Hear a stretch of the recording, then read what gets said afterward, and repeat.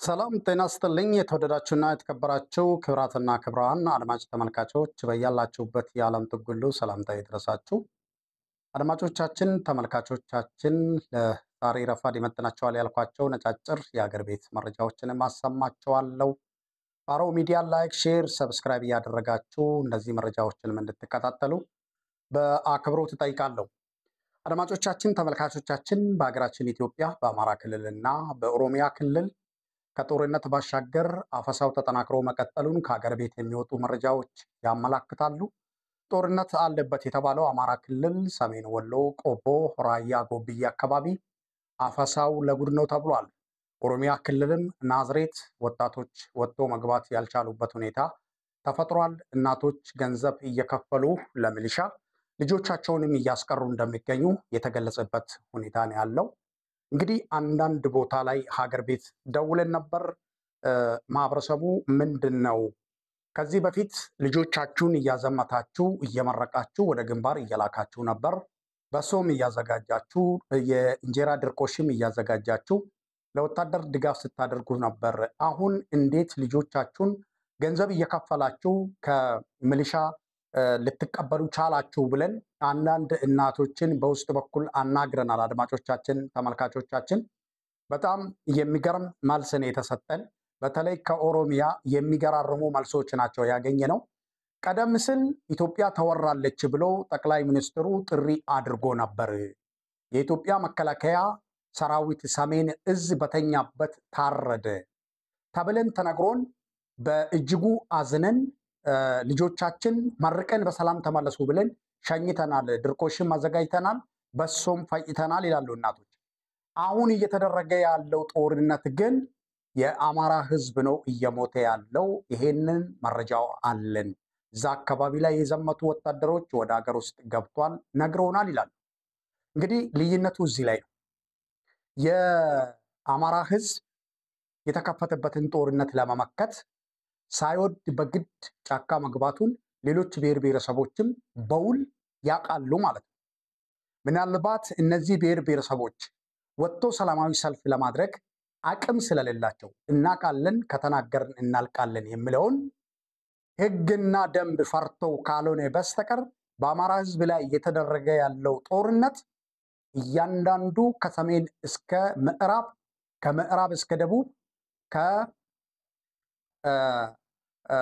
ደቡብ እስከ ምስራቅ እያንዳንዱ እየተደረገ ያለውን አድራጎት ማህበረሰቡ በውል ይረዳል ማለት ነው። ይሄንን መረጃ አግኝተናል ከወደ ኦሮሚያ።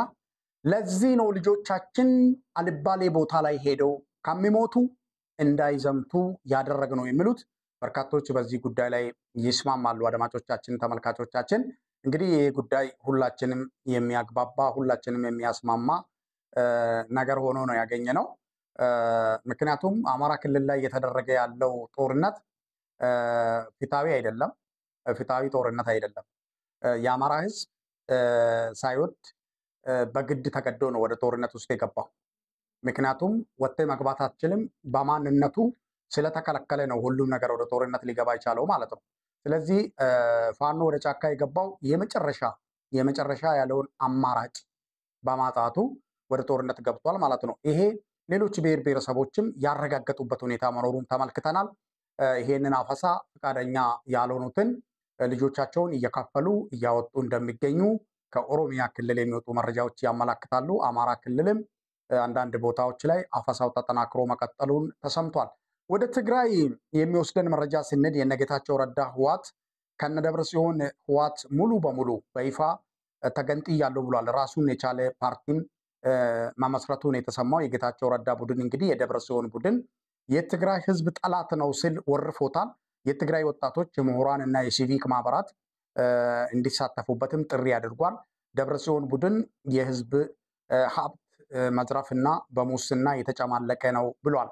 ጊዜያዊ አስተዳደሩም ለነደብረ ጽዮን ቡድን የሚያደርገውን ድጋፍ እንዲያቋርጥ ሲል እንግዲህ የጌታቸው ቡድን ጥሪ ያቀረበበት ሁኔታ ነው ያለው።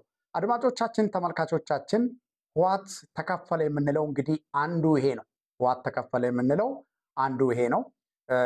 ጌታቸው ረዳ እንግዲህ ለፌዴራል መንግስት መጠቀሚያ ሆኖ ህወሓትን እንዲከፋፍል ረድቶታል። አሁንም ቁልፍ ቦታ ላይ ሄዶ የተቀመጠው ይሄንኑ ስራ ለመስራት ነው።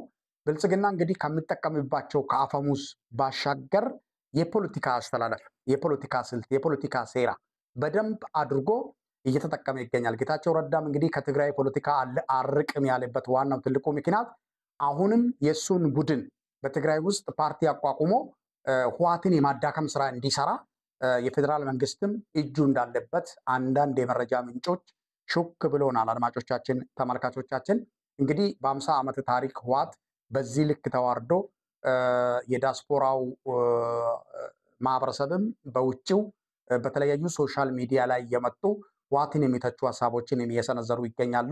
በሰሜኑ ጦርነት ወቅት ለህወሓት ፈላጭ ቆራጭ ሆኖ ብር ሰብሳቢ ሆኖ ፋይናንስ እና ሎጂስቲክ ኃላፊ የነበሩት እነ አሉላ ሰለሞን ዛሬ በተለያዩ ሶሻል ሚዲያ ላይ የቀረቡ የህወሓትን ቀጣፊነት ገበናውን እያጋለጡ የሚገኙበት ሁኔታ ነው ያለው።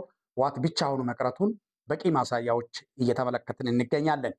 በሌላ መረጃ በአማራ ክልል በሚደረገው ጦርነት ከአገዛዙ የጥምር ጦር እያካሄደ ፋኖን እየተቀላቀሉ ይገኛሉ። ለአብነት በሉማሜ ከተማ 16 ሚሊሻ ከነሙሉ ትጥቁ ፋኖን ተቀላቅሏል። በተመሳሳይ ከአዲስ ቅዳምም ተነስቶ ፋኖን የተቀላቀሉ መኖራቸው ተሰምቷል። ሰሞኑን እንግዲህ በተለያዩ ቦታዎች ላይ ስልጣናቸውን ወስደው ወደ ግንባር የገቡት ቀስ በቀስ 10-20 እየሆኑ ፋኖን እየተቀላቀሉ እንደሚገኙ ተገልጿል። በሰሜን ወሎ ወጣቶች አፈሳ ተጠናክረው ቀጥሏል። በወልዲያ፣ በቆቦ፣ በራያ ቆቦ፣ ጎብዬ መከላከያ እያፈሳቸው እንደሚገኝ ነው የተገለጸው። በኦሮሚያ ክልልም በናዝሬት አዳማ አፈሳው ተጠናክሮ መቀጠሉን ከሀገር ቤት የሚወጡ መረጃዎች ያመላክታሉ። እንግዲህ ማስታወቂያ ይለጠፋል። ይህንን ማስታወቂያ እንኳን አንብቦ ሄዶ የሚመዘገብ ይቅርና ማስታወቂያውንም የሚያነብ እንዳላገኙ ነው የተገለጸው። ስለዚህ በሀገሪቱ ውስጥ ያሉ ሚሊሻ እንደ ሀገር አማራ ክልልም ይሁን ኦሮሚያ ክልል ለአንድ ሚሊሻ 10 ሰው እንዲያመጣ ግዳጅ ተጥሎበታል።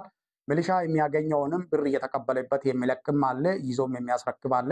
ምናልባት እንግዲህ ለዚህ ሰለባ የሚሆኑት ለሚሊሻው ብር ከፍሎ ማስቀረት የማይችሉት የድሃ ቤተሰብ ልጆች ለሚሊሻው ሰለባ ሆኗል ማለት ነው። በሌላ መረጃ የደህንነት ስጋት ያሰጋት ሶማሌ ፕሬዝዳንት እንግዲህ ሐሰን ሼህ መሐመድ የራሳቸውን ልጅ የግል ጠባቂ አድርጎ ሾሟል። ይሄንን ያደረጉበት ዋናው ትልቁ ምክንያት የአልሸባብ ጥቃት እያሰጋ መምጣቱን ተከትሎ ነው። በዚህ በሶማሊያ ሞቃዲሾ የሞርተር ጥቃት መድረሱም ተሰምቷል። ጥቃቱ በአየር ማረፊያ አቅራቢያ ነው ተብሏል። የአልሸባብ ጥቃት እንግዲህ መበራከትን ተከትሎ ነው አዲስ የመከላከያ ሚኒስትር መሾሙን የተገለጸው። መሬት ላይ እና ግንባር ላይ አልሸባብን መከላከል እንጂ ቢሮ ደረጃ ላይ እንግዲህ የመከላከያ ሚኒስትርን መቀየር እና አለመቀየር ውጤት ያመጣል ተብሎ ባይጠበቅም እነሱ ግን ይሄንን አድርጎታል። ሌላው በአማራ ክልል በአርማጮ አጀሬ ጃኖራ ከባድ ውጊያ ተደርጓል። በዚህ ውጊያ እንግዲህ 29 ነፍስ ወከፍ መሳሪያ እና አንድ የቡድን መሳሪያ ፋኖ እጅ መግባቱ ተሰምቷል። ቤት ለቤትም አፈሳ እና ዘረፋ አድርጓል ያገዛዙ ወታደር። በጎንደር ዙሪያ ላምባ በተባለው ቦታም ውጊያ ተደርጓል። 8 ቤት በሞርተር እንግዲህ ተቃጥሏል። 4 ታዳጊዎች ተገሏል። 5 ቆስሏል። ንጹሃን ናቸው። 1 እናት አሮጊትም ይገኙበታል ተብሏል። ይሄ እንግዲህ በንጹሃን ላይ የሚደረገው ግድያ አሁንም ተጠናክሮ ነው የቀጠለው። አማራ ክልል በሸዋሮቢት ራሳ ቀጠና 5 ሰላይ ተይዟል። ወደ 15 የሚደርሱ ሰላዮች ናቸው የተሰማሩት። ከነዚህ ውስጥ ግን 5 መያዙ ተሰምቷል። በጎጃም ቀጠና በሚሊሻ ካምፕ ላይ ፋኖቹ ከባድ ጥቃት አድርሷል። ጉዳት መድረሱም ነው የተሰማው። አድማጮቻችን፣ ተመልካቾቻችን በአማራ ክልል ላይ እንግዲህ የሚደረገው የንጹሃናት ግድያ አሁንም እንደቀጠለ ነው። ፋኖቹ አንዳንድ ቦታዎች ላይ የሚያደርጓቸው ደፈጣዎችን ከፈጸሙ በኋላ ቦታን ለቆ እንደሚሄዱ የሚታወቅ ጉዳይ ነው። ፋኖ ከሄደ በኋላ እንግዲህ ሌላ እዛ ቦታ ላይ ተደውሎላቸው የሚመጡ የመከላከያ አባላቶች ያገኙትን ሰዎች በር አንኳኩተው መግደሉ ሂደት አጠናክሮ ቀጥሏል። አሁንም ይሄንን እየገፉበት እንደሚገኙ ነው የተገለጸው። አድማጮቻችን፣ ተመልካቾቻችን መረጃዎቼ እነዚህን ይመስሉ ነበር። በተመሳሳይ ፕሮግራም እና መርሃ ግብር በሌሎች የግንባር መረጃዎች እንገናኛለን። ምናልባት ቀጥታ ስርጭት ከለቀቁልን እንግዲህ ቀጥታ ስርጭት ላይ እንገናኛለን። የማንገናኝ ከሆነ ቪዲዮ ሰራላችኋለሁ በመልካም ሚዲያ። መልካም ጊዜ እንደሆንላችሁ ይመኛለሁ። ቻናላችንን ሰብስክራይብ በማድረግ እንድታበረታቱን ላለው አመሰግናለሁ።